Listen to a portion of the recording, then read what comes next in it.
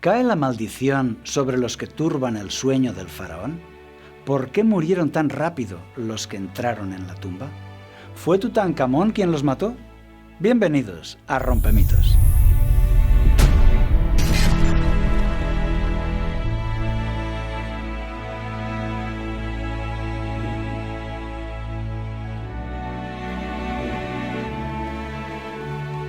Bienvenidos a Rompemitos. En este espacio ponemos a prueba los mitos de nuestro tiempo. Hoy estudiaremos la maldición de Tutankamón, una idea que se ha hecho muy popular después de las películas como La momia y El rey escorpión.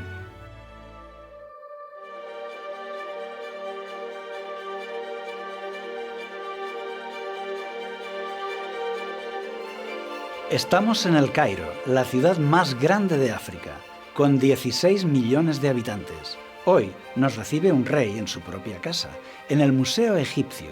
Aquí están los tesoros de Tutankamón. Son los objetos auténticos que estuvieron en las manos del faraón. Su trono, sus ropas, zapatos, sus dioses, carros, armas y todos los objetos que le rodearon en su vida diaria. Es como viajar en el tiempo a más de 3.000 años atrás y ver cómo vivían entonces. En 1920, el egiptólogo Howard Carter supo de unos fragmentos de sellos con el nombre Tutankamón, que probaban la existencia de un faraón de la dinastía XIII, hasta entonces desconocido, y convenció a Lord Carnarvon para que financiase la búsqueda de la tumba que se suponía intacta en el Valle de los Reyes. El 4 de noviembre de 1922 se descubrieron los escalones que descendían hasta una puerta que aún tenía los sellos originales. Varios expertos aseguran que en la pared de entrada estaba escrito: «La muerte clavará su tridente en aquel que turbe el reposo del faraón», y que Howard Carter lo leyó en la antecámara de la tumba de Tutankamón. Era la tumba del faraón Tutankamón. Es la mejor conservada de todas las tumbas faraónicas encontradas hasta la fecha. Permaneció intacta hasta nuestros días. Después de catalogar todos los tesoros de las primeras cámaras, Carter llega a la cámara real donde descansaba el faraón desde hacía 3.000 años.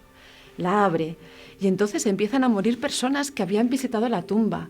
Eso se conoce popularmente como la maldición del faraón. Murió Lord Carnarvon, quien había financiado la expedición, y fue de los que abrieron la tumba. Una picadura de mosquito se le infectó con septicemia y le produjo una neumonía fulminante.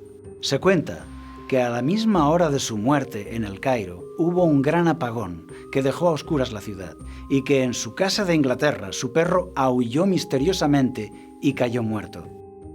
Luego, un profesor canadiense que estudió la tumba con Carter murió de un ataque cerebral al volver al Cairo. George J. Gould, amigo de Lord Carnarvon, al visitar la tumba se resfrió y murió de neumonía. Y seguían muriendo personas que habían perturbado el sueño del faraón. En septiembre, Aubrey Herbert, que estuvo presente al abrir la cámara real, murió inexplicablemente en cuanto volvió a Inglaterra. La persona que derribó el muro para entrar en la cámara real, Arthur Mace, murió en El Cairo, poco después y sin ninguna explicación médica. Sir Douglas Reid, que radiografió la momia de Tutankamón, enfermó y murió 2 meses después. La secretaria de Carter murió de un ataque al corazón y su padre se suicidó al enterarse de la noticia. Richard Bethel, que había ayudado a Carter a clasificar el tesoro, se suicidó. Meses después, su padre, Lord Westbury, se quitó la vida en Londres al tirarse por la ventana de su habitación. En ese dormitorio tenía un jarrón de alabastro procedente del sepulcro de Tutankamón. En 7 años, ya 16 personas implicadas habían muerto de forma extraña. La prensa sensacionalista hablaba de 30 muertos por la maldición. Tutankamón estaría castigando a los que profanaron su descanso. El escritor Arthur Conan Doyle, el creador del detective Sherlock Holmes, le echó más leña al fuego al declarar abiertamente que él creía en la maldición. Haciendo un recuento de las 58 personas que habrían profanado la tumba de Tutankamón, que entraron a la tumba, Solo 8 de ellas murieron en los siguientes 12 años. Todos los demás vivieron mucho más tiempo, incluyendo al propio Howard Carter. Quien más podía atraer la ira de Tutankamón es el médico que hizo la autopsia a la momia. Pero él vivió hasta los 75 años. Y Howard Carter, el principal culpable de todo, que debería ser la primera víctima, pero no. Carter murió 17 años después de abrir la tumba. Cuando le preguntaban a él sobre la maldición, decía que eso eran ideas estúpidas. La leyenda de la maldición de los faraones parece una creación de la prensa sensacionalista de la época, que se multiplicó con la literatura. Expertos proponen que en las tumbas cerradas crece un hongo mortal que es respirado por los que entran. Arthur Conan Doyle, autor de las novelas de Sherlock Holmes, fomentó esta idea y propuso que el moho tóxico había sido colocado allí deliberadamente para castigar a los ladrones de tumbas. No tenemos pruebas de que esto causara la muerte de aquellos hombres, pero sí está comprobado que hay sustancias venenosas que pueden acumularse en las tumbas antiguas. Hay estudios de antiguas tumbas egipcias abiertas en la actualidad. Se hallaron bacterias patógenas de los géneros Staphylococcus y Pseudomonas, y también se encontraron mohos del tipo Aspergillus niger y Aspergillus flavus. National Geographic documentó la perforación de un sarcófago cerrado y sellado. Las muestras de aire tomadas del interior tenían altos niveles de amoníaco, formaldehído y ácido sulfídrico, que son gases tóxicos. En el Museo del Cairo podemos ver aristócratas de todas las épocas. Las momias tenían en sus vendajes gran cantidad de resinas para cubrir, sellar y conservar. También insecticidas para que los insectos no ataquen al cuerpo. Todo esto, sellado durante siglos, forma gases que al abrir la tumba son tóxicos. Por eso, el contenido de los materiales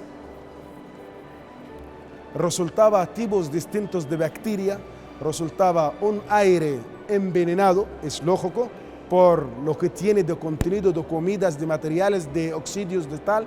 Por eso toda la gente que entró y respiraba el aire se quedó infectada con los pulmones.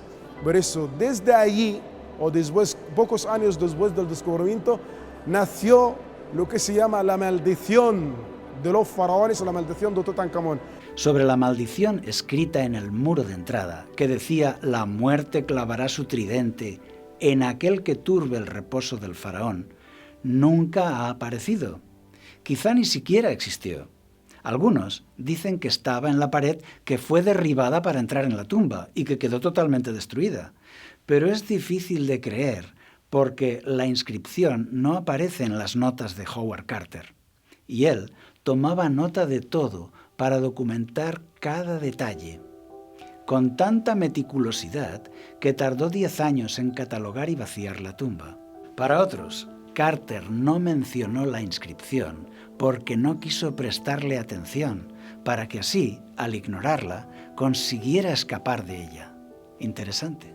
Al hablar del más allá, tenemos las enseñanzas de la Biblia, y según la Biblia, la maldición del faraón es algo imposible.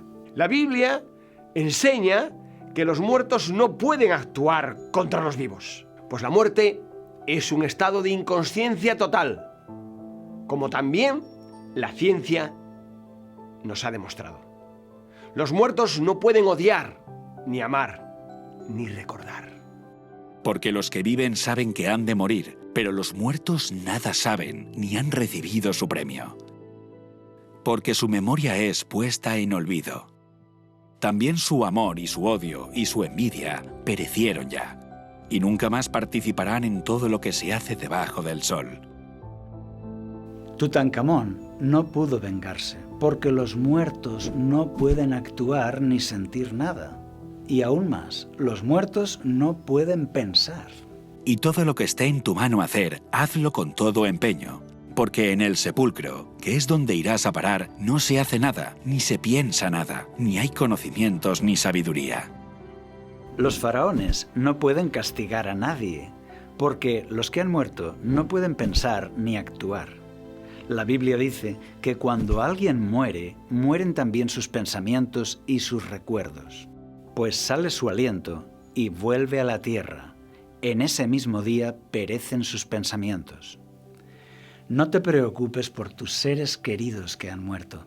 Ellos no sufren.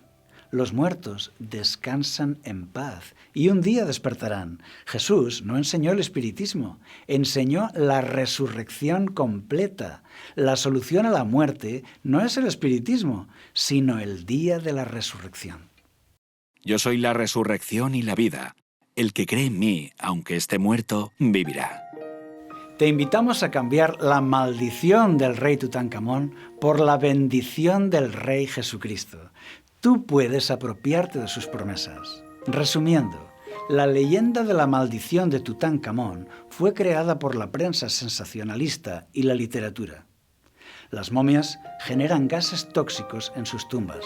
La mayoría de los que entraron en la tumba no fueron afectados. La Biblia contradice el espiritismo y enseña que los muertos no pueden pensar ni actuar. Por todo esto, el mito de la maldición de Tutankamón lo declaramos roto. ¿Tienes preguntas? En esta serie encontrarás temas de tu interés para encontrar respuestas y verás que la Biblia sorprende.